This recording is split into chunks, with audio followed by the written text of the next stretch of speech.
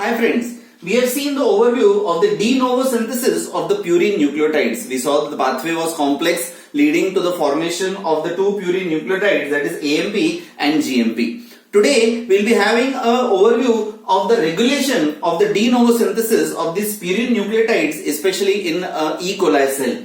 So to regulate this complex pathway, there are three basic major feedback mechanisms by which the regulation of this pathway is done depending on the relative concentrations of the two products of the pathway, that is the IMP and the GMP. The first mechanism here is to regulate the first enzyme which catalyzes the step which is unique to the synthesis of purine nucleotides. The enzyme here is glutamine PRPP amidotransferase, which adds a amino group to PRPP to form 5-phosphoribosylamine. This enzyme is regulated by the three products, that is the AMP, GMP and IMP.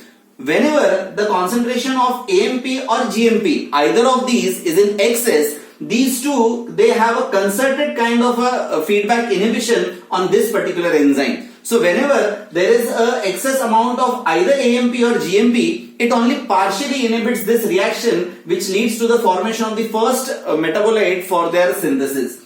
The second you will find is seen in the branching points, where if you see that if AMP is in excess, it inhibits the formation of adenylosuccinate. So whenever AMP will be in excess, it inhibits the enzyme adenylosuccinate synthetase and it stops the synthesis of AMP without affecting the formation of GMP. So the pathway will continue up to IMP and it will go for the synthesis of GMP. When GMP will be in excess, it inhibits the formation of xanthanylate, that is by inhibiting the enzyme IMP dehydrogenase. So GMP, it inhibits the formation of xanthanylate and its own formation without affecting the formation of AMP.